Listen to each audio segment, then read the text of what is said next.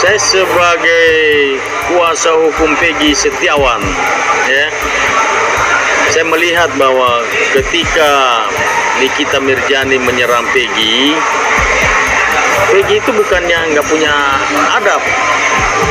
Peggy ini anak yang rendah hati, anak yang tahu berterima kasih, anak yang agamais. Ya, dengan siapa saja dia hormat. Cuma kan Peggy walaupun dia sudah bebas, tetapi dia masih dalam kontrol penasihat hukum, dan penasihat hukum itu ada sekitar 70 orang. Makanya kalau misalnya ada yang bilang dia tidak punya adab, itu keliru, karena belum kenal Peggy secara dekat, kan begitu. Jadi sebaiknya datang langsung ke rumah Peggy, ketemu Peggy, ngobrol dengan Peggy, pasti ya rasanya beda, rasanya lain. Anak ini sopan, anak ini sangat-sangat santun. Nah, makanya saya bilang bahwa saya sudah lihat juga beberapa tayangan-tayangan baik di YouTube maupun di TikTok, di Instagram. Jadi saya mau katakan bahwa saya sepakat dengan Peggy, kalau misalnya mau undang Peggy kemana saja, misalnya mau undang ke podcast, mau ke stasiun TV, atau kemana-mana, minta izin aja sama lawyernya, penasihat hukumnya.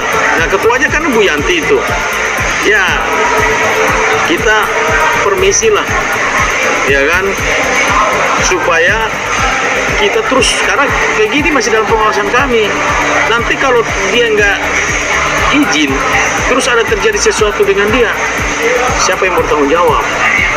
Kan gitu. Nah, makanya saya berharap supaya jangan cepat menjustis orang kalau belum tahu sifat sesungguhnya seperti apa. Saya ini hidup selalu positive thinking. Jadi bisa saja melalui tweetannya Nikita Mirzani, ya udah kita introspeksi diri juga buat kita lawyer, walaupun kita tidak salah ya. Kita tidak tahu menau dia menyerang kita, membabi buta seperti itu, nggak tahu motivasinya apa. Tetapi biarlah ini juga menjadi pembelajaran buat kita, tetapi kan nanti masyarakat yang menilai. Melihat perilaku seseorang itu kan masyarakat yang lihat, masyarakat yang menilai. Jadi saya tidak terlalu menanggapi lah soal apa yang mau disampaikan oleh Nikita Mirzani tentang penasihat hukumnya Peggy Setiawan. Nah, itulah yang saya bilang, Peggy, kamu karakter kulit bangunan itu harus selalu melekat dalam diri kamu. Karena di atas itu angin kencang sekali. Kalau kamu salah langkah, kamu pasti rubuh. Jadi yang pertama sudah benar bahwa dia ini kan agamais sekali. Sholat 5 waktu nggak pernah berhenti. Nah, makanya saya tekankan ulang-ulang. Saya selalu bilang, tetap kamu 5 waktu tetap jalani. Terus kemudian karakter kulit bangunan itu harus selalu ada dalam kamu. Apa itu karakter kulit bangunan? Ada dua. Satu, rendah hati. Yang kedua, kerja keras. Itu. Jadi kalau ada pihak-pihak lain yang merasa tidak nyaman, tidak suka dengan Peggy, ada komentar-komentar negatif, saya pikir itu wajar, lumrah. Karena sebuah manusia, Pak, saya sendiri pasti ada yang suka, ada yang nggak suka juga, kan begitu. Jadi kenapa kita pusingin lah?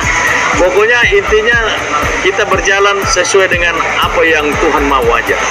Tapi ya kan, ini kan banyak pernyataan-pernyataan liar tentang Peggy ini yang menyudutkan dia.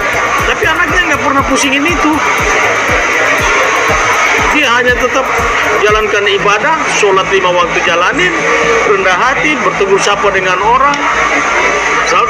Dia sudah bebas saja, udah alhamdulillah, dia udah senang. Udah bisa berkumpul lagi, bercanda bersama keluarga, mamanya, adik-adiknya, bercanda guru, bertemu sapa, bisa lagi ketemu papanya, ya. Dia sudah hidup bebas saja, dia udah senang. Makanya dia udah, masalah apa yang belum dihadapi. Kalau kita belum sehebat Peggy ini sudah mau diancam hukuman mati loh. Tapi Tuhan selamatkan nyawa dia. Ya makanya dia berpikir bahwa ya untuk apa lagi? Saya sudah melewati fase, sudah melebihi semua orang di Indonesia ini. Ancaman hukum mati. Siapa yang nggak stres? Iya kan? Tetapi lihat, dia karena dia sudah melewati hal yang lebih berat, jadi yang ringan-ringan ini dianggap yang ini itu soal masalah ringan. Saya nggak mau tanggapi lah. Saya pribadi kan lagi live, tiba-tiba kan beliau itu minta masuk, ya saya nggak sengaja pencet masuk, dan ya awalnya saya mengira kan hanya obrolan biasa. Jadi setelah itu ya ternyata seperti itu, jadi ya saya juga kaget. Kagetnya kenapa? Kagetnya kok bisa jadi nambah gitu bilang. Iya, tidak terbayangkan dan pikiran saya. Kenapa kamu belum menonton kepada Dedi? Iya, seperti itu ya, lebih-lebihnya ya seperti itu.